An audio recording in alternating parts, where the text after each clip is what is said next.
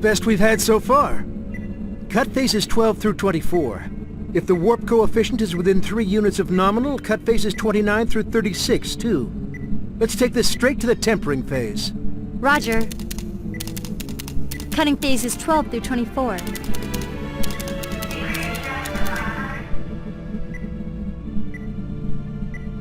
Sir, don't you think you're going a little too fast? No.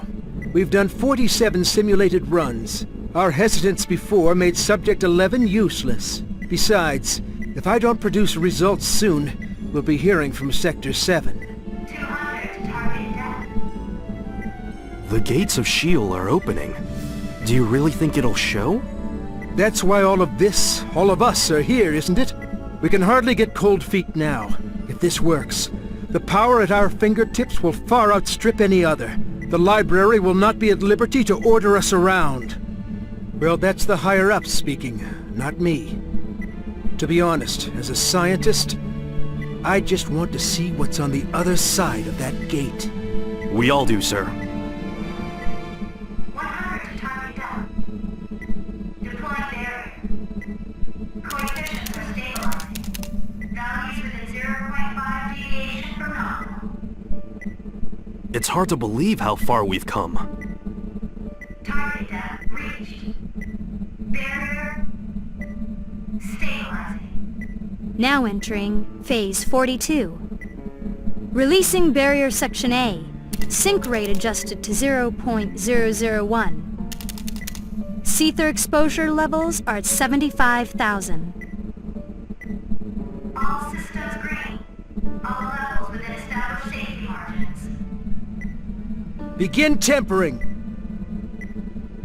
Tempering process beginning. Now show us the universal truth, the power of the Azure.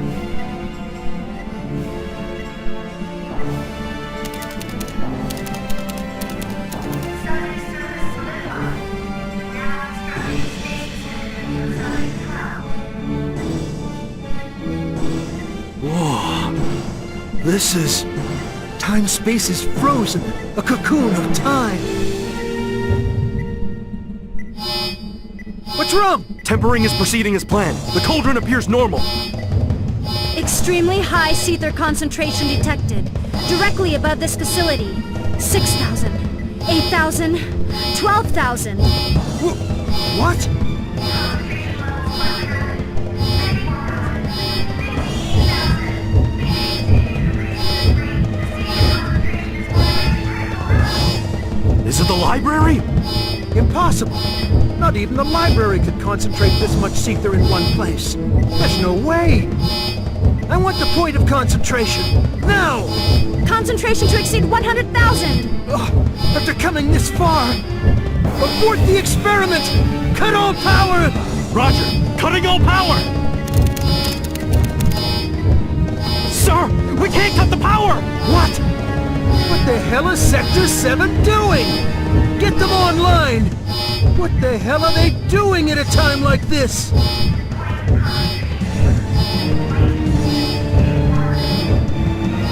Sir, it's directly above Ikaruga. Altitude 36,000 feet. Impossible! It's going into orbit?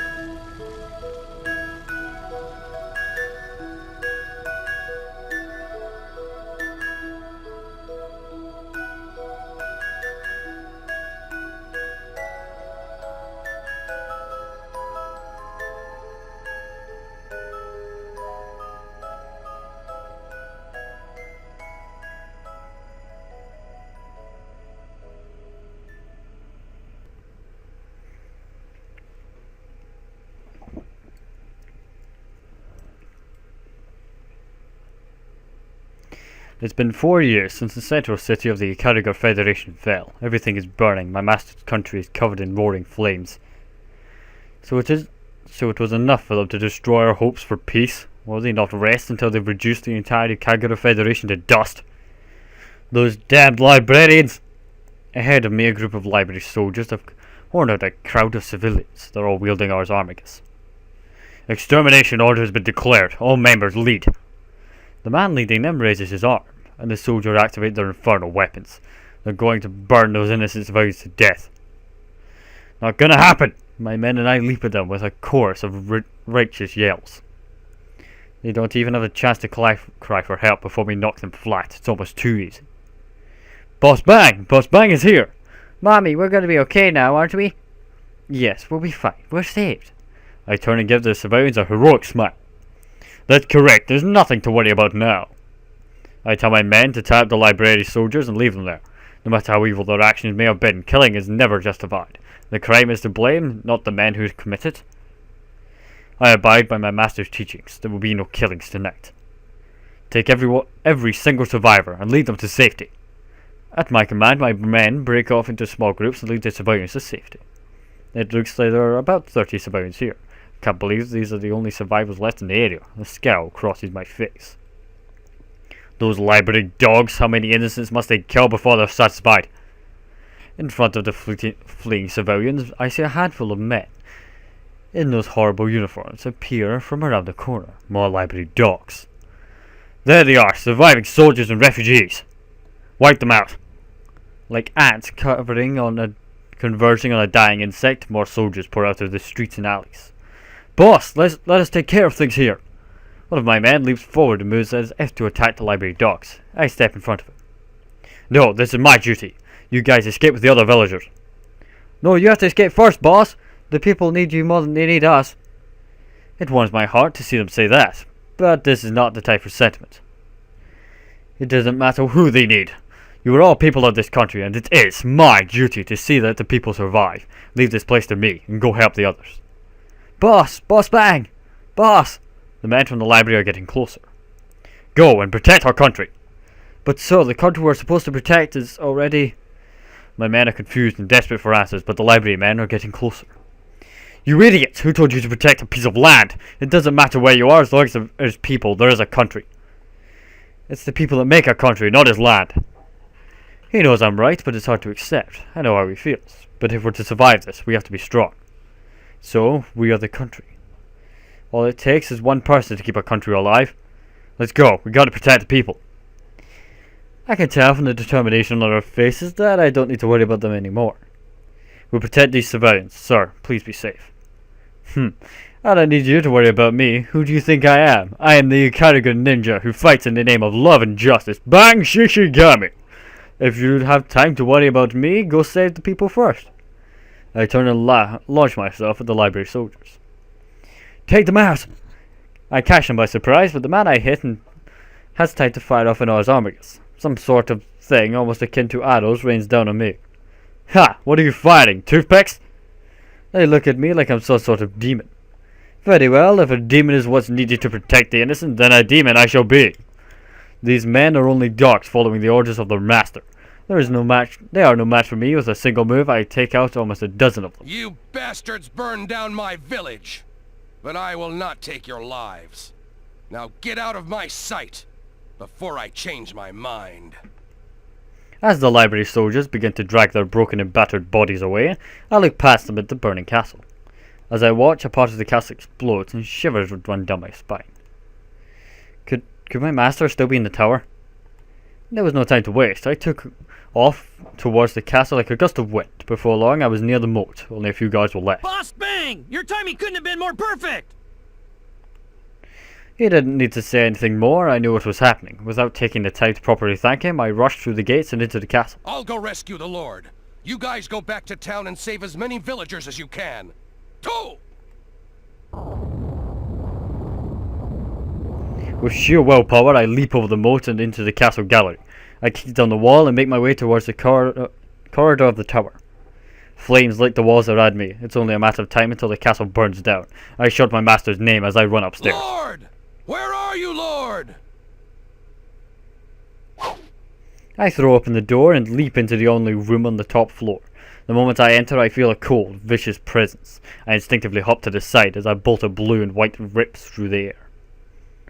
What is this? Ice? I stare dumbfounded at the cluster of crystals sprouting from where I just was. How is this possible? What is ice doing in a room enveloped by flame? What is this? There's no fire here. Everything is frozen, bathed in a blue-white light. Amidst the ice and snow, I see a crumpled figure of a man lying on the floor. He's wearing my master's clothes. A young man is standing next to my master. His face is as blank and cold as this room. My lord, are you all right? My lord! My lord! Bastard! The boy turns to look at me. His eyes are like twin shots of blue ice. Just shut up. One of his hands is suddenly a blur of motion. I don't realize he swung his sword until I feel pain sear its way across my face and find myself frozen in a block of ice. I expected a lot more from you. How foolish of me. I can't move. I can feel my mind starting to fade as the boy walks out of the room. He gives me one last cold look before he leaves. I swear I'll never forget his face as long as I live. As I make the promise to myself, the castle finally collapses. People will say this was the day Ikaruga fell, but they'll be wrong.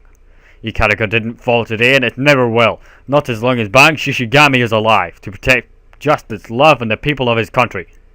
It's been a few years since we moved to Kakutsuchi, but the people have adapted quite nicely. Though this town has been given the name Ronin Gai, it is still like a second home to myself and all of the villagers of Ikaruga. That is why I swear to protect it with my life. What are you doing there, Boss Bang? I finally got it, boss. The new wanted list. 2 of my men are back from an errand I'd sent them on. I can hear them calling me from the bridge below. Is that right? I'll be right there. Duh! I'm more than 30 feet above the bridge. It's an impossible leap for most men. But Bang Shishigami is not most men. To a master of Ikaruga style ninjutsu such as myself, a leap like this is as easy as taking a step. Where did that gust come from?